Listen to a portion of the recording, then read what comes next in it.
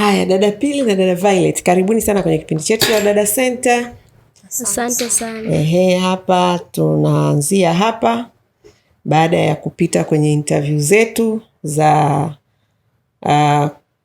kukamilisha utaratibu wa kujiunga na kituo chetu. Maanake unapokuja utachekiwa kama umekuja na vielelezo ulivyoelekezwa, utambulisho, na sisi wenyewe kujiridhisha kama kweli wewe ni mtu ambaye unayeaminika. Tukishajiridhisha then sasa ndio unaingia. Ukiingia hatua ya pili ni hapa kwa ajili ya kufahamiana. Kwa hiyo karibuni sana.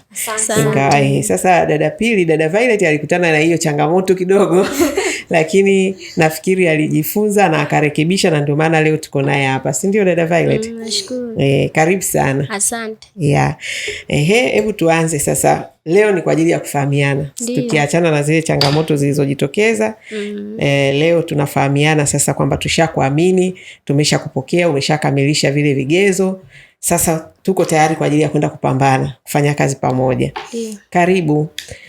Ulitokea Morogoro. Maana sasa wewe sio mgeni kwangu. Sio mgeni kama dada Pili ndio nitamuuliza mgeni kabisa. Wewe sasa sio mgeni. Maana kutokana na ile kipindi cha mwanzo kile, nilijua wewe ni mtu wa Morogoro, umeolewa Morogoro, lakini pia una wakwe zako huko Geita. Sasa leo tukutambue kama mtu wa wapi? Morogoro. Na barua yako imetokea Morogoro. Na mdhamini wako ni nani? Mdhamini wangu nimeweka kakaangu na dadangu. Wao ni ndugu zako kabisa. Ni ndugu zangu kabisa.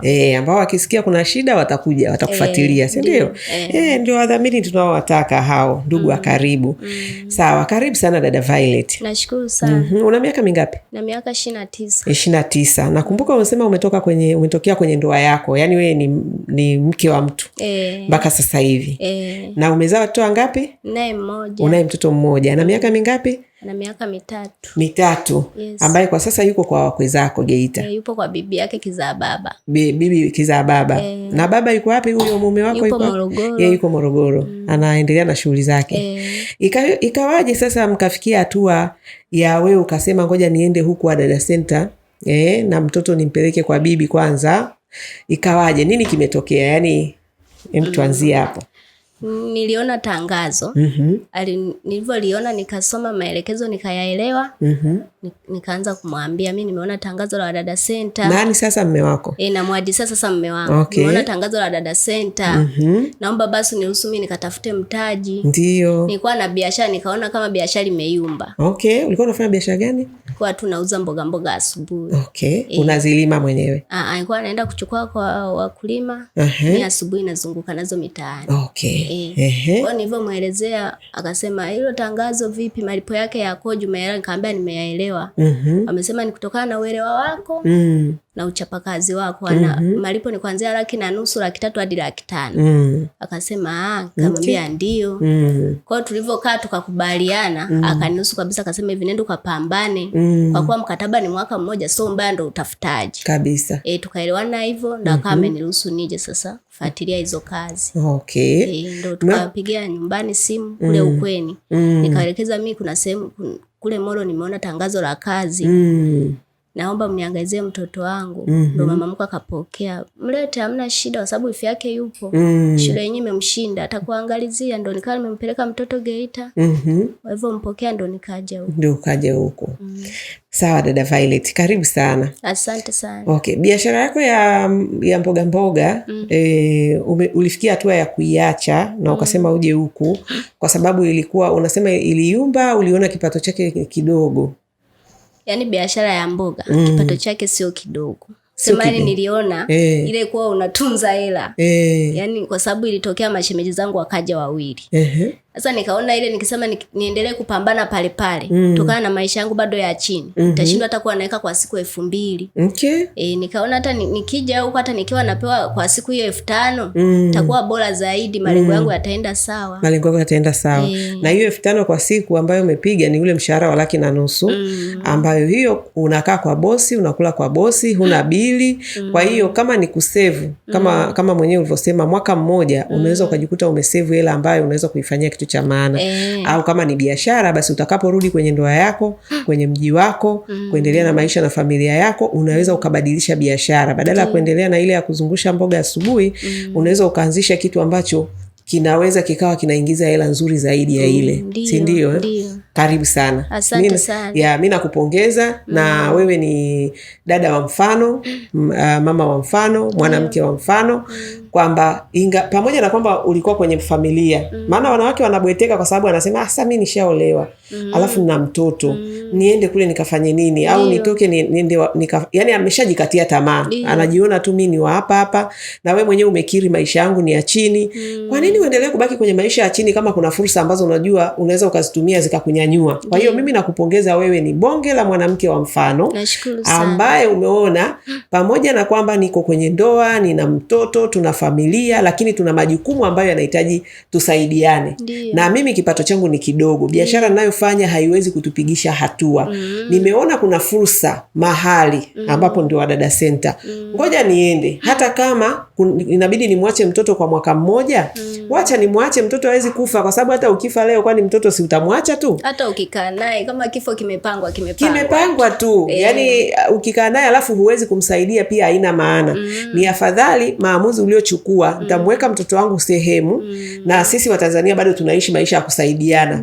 Tuna ndugu wengi ambao wanaweza kutusaidia, wakatusaidia watoto wetu kwa muda fulani, sisi tukajipambania, baadaye unachukua watoto wako au mtoto wako, maisha yanaendelea. Kwa hiyo nakupongeza, na hichi kipindi chetu lengo lake ni kufundisha wanawake kwamba ukimwambia tu wewe unaweza ukatoka ukaenda ukatafuta mtaji mahali ukaendelea, hakuelewi.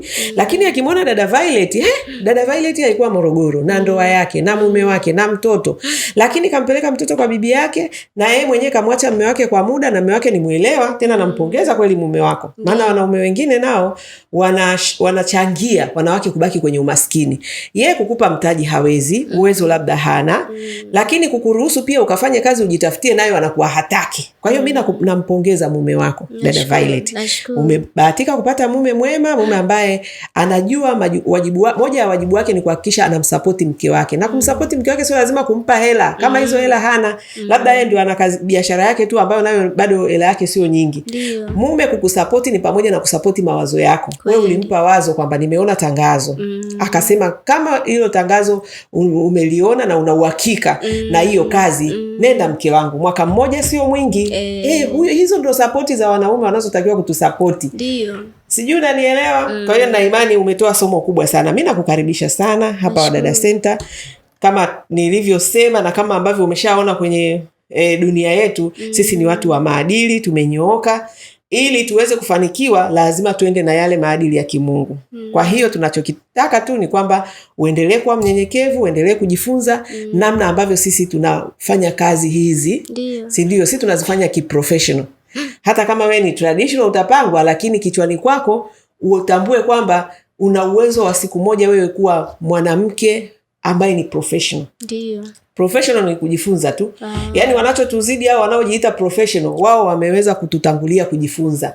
Sasa na sisi tusibaki nyuma, tujifunze. Usibaki tu hapo ukasema mimi ni traditional dada.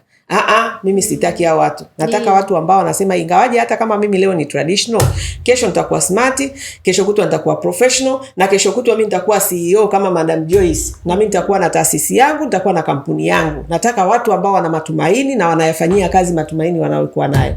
Amina. Sawa Mbona umecheka? Uamini? Yaani nimefurahi, una mawazo mazuri.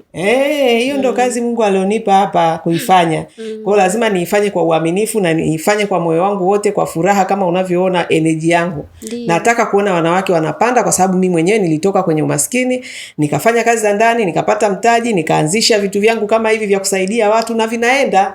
Kwa hiyo hata wewe nataka uamini linawezekana, kwa sababu kwangu limewezekana. Kweli kabisa. Haya, karibu sana. Nashukuru sana. Kwa hiyo una kiwango fulani ambacho unatafuta, au umejiwekea tu mwaka mmoja nitakuwa nimepata kiasi ambacho nitarudi kwenye familia yangu? Wewe umejipangaje? Yaani mimi nilivyojipanga. Mungu akanisaidia nikapata yani bosi. Ndio. Tukaendana. Yani hata mwaka mmoja na mimi nikipambana nikatoboa. Kwanza nitakuwa nimepata hela ya biashara, vile na ya kilimo. Na ya kilimo. Umeona sasa unavyoenda kwenda tajiri. Umeona utajiri ulivyo hapo. Kilimo kinalipa. Wanasema pesa iko shambani. Safi kabisa. Nimependa una mawazo ya biashara na kilimo. Kwa yani mimi ndio malengo yangu nipate mtaji na pesa ya kilimo. Na hizo zinapatikana. Cha muhimu tu ulivyosema tukipata bosi tukiendana. Ndugu yangu wewe ndio unatakiwa upambane uendane na bosi wako. Sio bosi aendane na wewe. Wewe ndio umsikilize bosi anataka ufanyeje majukumu yake na jinsi unavyofanya hata pale anapokurekebisha unakuwa mnyenyekevu na haraka sana kusema bosi samahani hicho kitu hakiwezi kujirudia, unarekebisha unachapa lapa. Kwa hiyo wewe ndio ujitahidi kwamba mimi bosi yote nitakayepata lazima niendane naye. Kwa nini? Kwa sababu lazima nikafanye kazi zake vile anavyotaka yeye. Sio vile unavyotaka wewe. Utakapotaka kuleta kufanya kama wewe unavyotaka hapo hamtaendana. Umeelewa Haya basi mimi nakutakia kwa kweli kila laheri. Majukumu mema, tuko pamoja bado. Hautapangwa kazi leo au kesho. Bado lazima tupitishane kwanza kwenye hizi training ili muweze kuelewa namna ya kwenda kufanya kazi. Lakini baada ya hapo utapangwa kazi. Ndani ya wiki moja na siku chache au wiki lazima utapangwa kazi. Ukipangwa kazi nakutakia kila laheri. Uende ukapambanie malengo yako na ndoto zako na wewe uweze kunyanyuka utoke kwenye umaskini. Nashukuru sana. Karibu sana. Nashukuru. Haya.